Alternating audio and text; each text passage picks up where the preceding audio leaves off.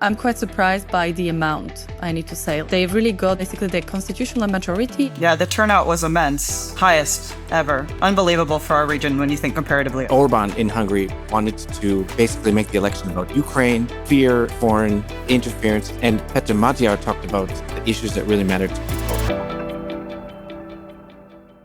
Welcome back to Talk Eastern Europe. Normally, we are a bi-weekly podcast. We bring you news every week. We bring you deep dive interviews, but this is a special occasion. We wanted to bring you our quick reactions to the election results in Hungary because it's monumentous, really, for the region. I don't know where we want to start. We're going to just try and keep it short and snappy. Adam's traveling. Nina and I are in our normal places, but with a lot to say. So I don't know if people want to share their just initial reactions to the news. I mean, I think for me, there's sort of three levels of analysis, and we can start wherever. You know, there's the domestic impact, the foreign policy impact, and then for me, there's this kind of symbolic element that my initial sort of heart feelings about what this means for the momentum in our region. Yeah, it's a big news, I would say, and I think it's a quite positive news for those of us who are, following what is happening in Hungary. I think most of the people say that actually it's not such a surprise given how the polls were. But when it comes to, Hungarian electoral system, which is a mixed one, which is mixing the majoritarian, and the proportional system, it was always a gamble, right? Like, even though the polls, like there was this margin of difference that TISA party will be winning, there was always this moment of surprise, how the system will eventually play with it. But I'm quite surprised by the amount, I need to say, like that they really got basically the constitutional majority in the 199 seats Hungarian parliament. So yeah, that was a surprise for me that the Hungarian people really mobilized. Right. And the turnout as well, Yes, right? Was it the highest? I think so. Highest ever. Yeah. 77.4%? Yeah. Unbelievable for our region when you think comparatively. I mean, unbelievable, really. That's very, very high. Definitely. If I could jump in, I think I would say that what it proved is that at the end of the day, there still is democracy in Hungary and that the democratic elections worked. I can't imagine this happening in Belarus or Russia, not even Georgia. Yeah. So a mandate based on a democratic process, and there will be a peaceful transfer of power, hopefully. Of course, there's still a couple of weeks. There will be this, a process that has to go through, but I think it does show that it still is a democratic country. I think also big take is that Orbán in Hungary wanted to basically make the election about Ukraine. He wanted to make the election about, this kind of fear and this kind of foreign interference, Brussels. And Péter Magyar talked about the issues that really matter to people, economics, the social issues, corruption, healthcare.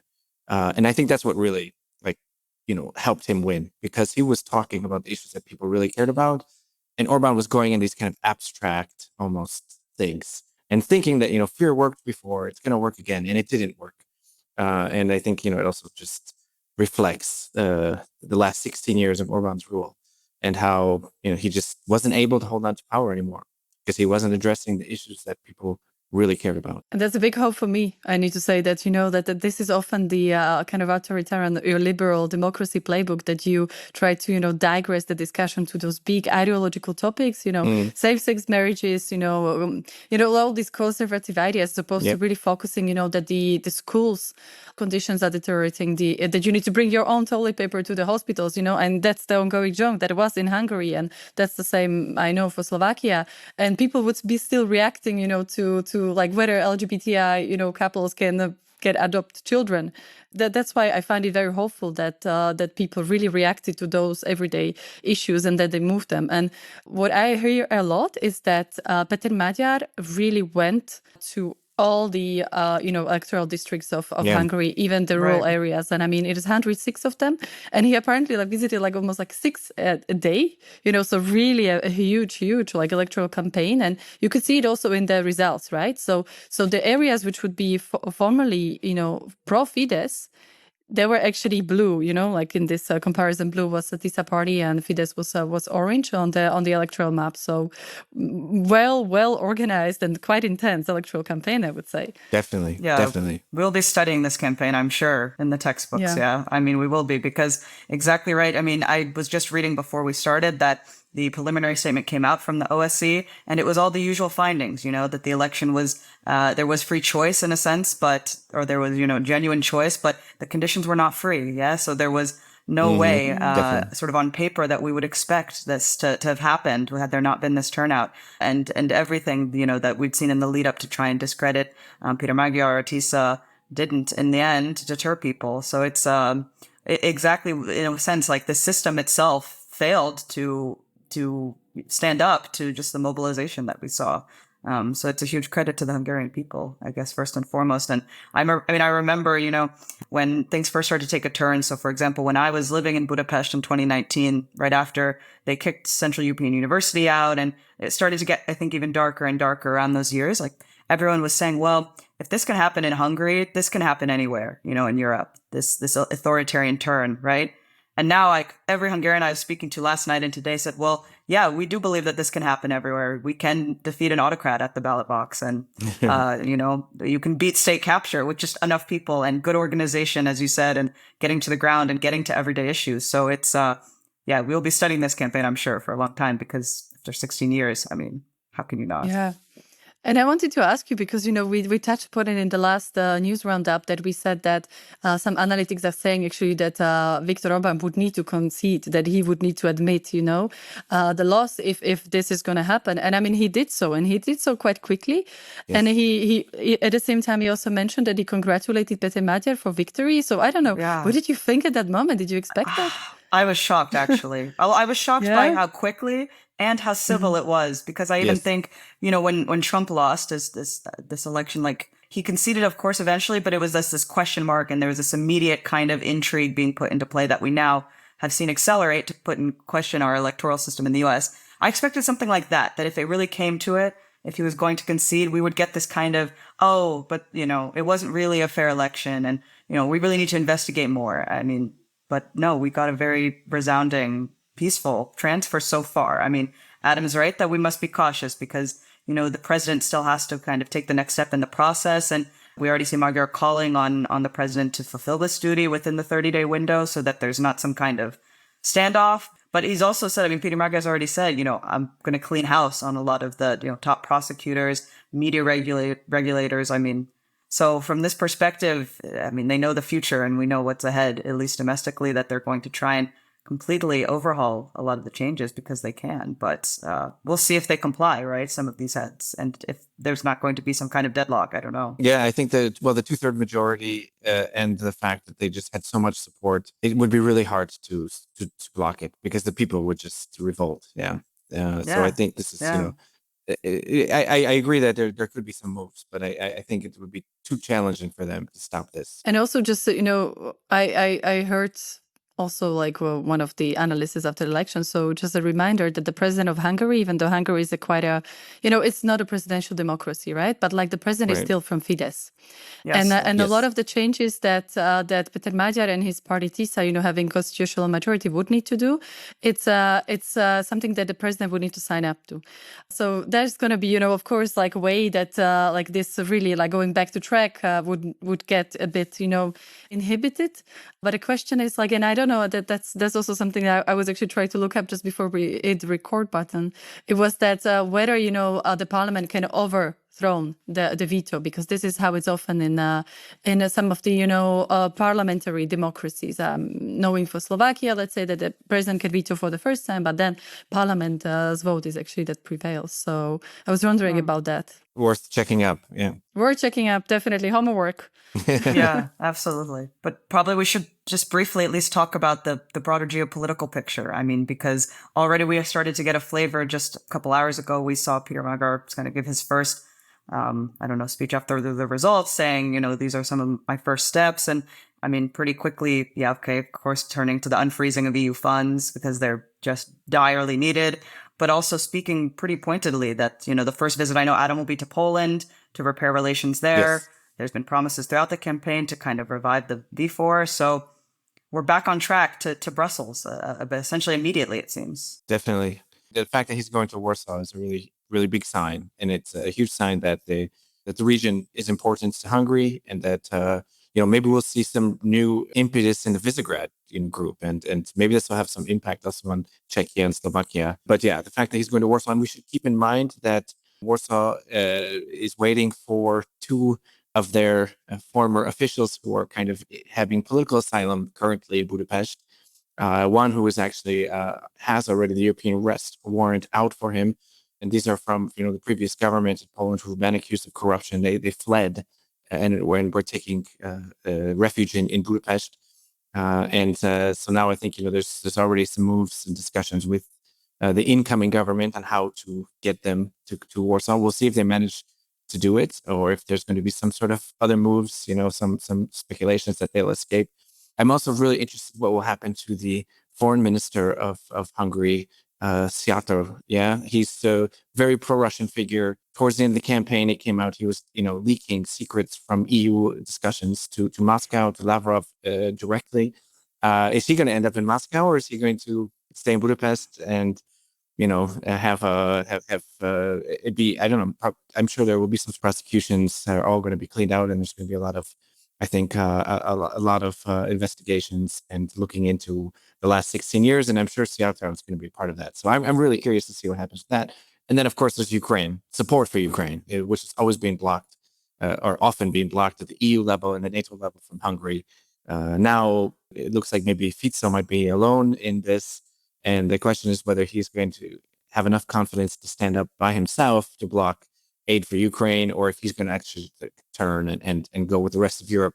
Because I don't think Magyar and the new government will stand in the way of EU support for Ukraine. No, I think that's also, even though we can give a caveat that Péter Magyar is also quite careful when it comes to openly speaking for, really like huge support for Ukraine. This is not what we are hearing. Of course, like he mentioned in the inaugural speech that you said that, well, the first speech that he gave after the elections, that Hungary is a part of NATO and is a part of the European Union, right? Like, so he reconfirmed that.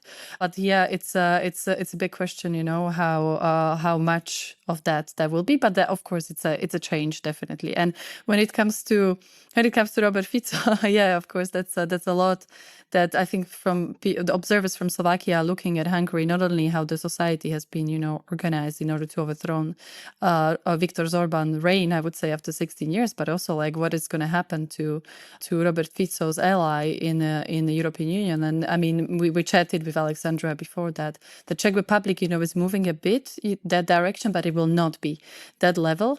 And just to say, Robert Fico himself, when he was in the EU, he was not blocking openly sanctions against Russia. He was not doing it the same way as Hungary would. So I mean, it's a good sign, definitely, for the EU. So let's really hope that. Yeah, it will really strengthen the European Union. And I think as Ursula von der Leyen actually tweeted after the elections that the heart of Europe is now in Hungary. So let's see if that's going to come true. Let's see if it comes true. And let's see about the persecutions. I'm also curious about that. I'm so curious. Yeah. Well, definitely we'll be following it. That's for sure. Yeah, absolutely. I mean, listen, I know that Alexander Vučić in Serbia is not happy this week. So, that is a good sign as well. I think it only does positives for the Balkans because there's been quite a bit of cross-border meddling. Of course, Serbia thrust in the spotlight with this false flag operation we talked about. So, yeah, happy to see some of those networks are a bit disrupted because it was just... I mean, we said before we hit record, we needed some positive news from this region, and it's nice to finally have it. As much as there's a lot of uncertainty, I mean, look, this is still a center-right government. We might not see the domestic, at least like social value overhaul that maybe some Hungarians would be in favor for, maybe not. We might not see the institutional change as quickly as we would like. There's promises that they're going to change the constitution again, and that could come with some backlash. So at the end of the day, like such a big win, I would say, for democracy in our region, guys. I think everybody shares that, at least at this time. Definitely something that's needed. Yeah. Well. And so I think that just the last question is what's next for Viktor Orbán? Of course, it's open-ended, so we don't know. Yeah, but who knows? He's going to be leading the opposition, but we will see. Is he going to be completely discredited, or is he going to make a comeback? That's the question. I think he will try for a comeback. I don't know. I mean, he must. Again, the only comparison I can think is again with Donald Trump. Yeah, that the regrouping ended up being so powerful for him. And maybe, unfortunately, that is one scenario we must be mindful of for for Orbán. I mean, especially because if the economic situation does not turn around really quickly, I mean, who knows how long, TISA will enjoy the support, because that was really the issue, as you said, Adam. I mean, it was. And I mean, Fico came back. Fico was gone. Like everybody in Slovakia thought he's gone. And, in 2023, at the end of the year, he actually became a prime minister. If you told me in 2022, I would not believe you. I would not believe you, like, since 2020, when actually the government of Igor Matovic, who was also an interesting figure, but took the power. Like, I would not believe in 2021, 2022 that Fico will be back. In a year, he managed to really mobilize so much support. So, yeah. And Babiš also came back. So, yes. Yeah. And on that note, like, I heard very interesting things. So one thing we need to realize that by Viktor Orbán disappearing domestically, the support he has given and continue gives to far-right movement across Europe is not disappeared.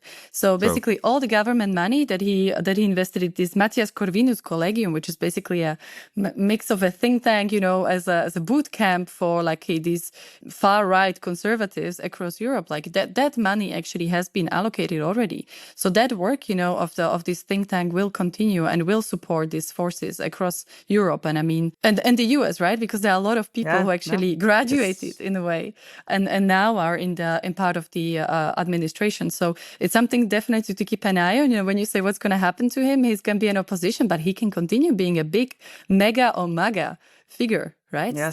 Still definitely in Europe and in the US. Yeah, I don't think he's going anywhere yet.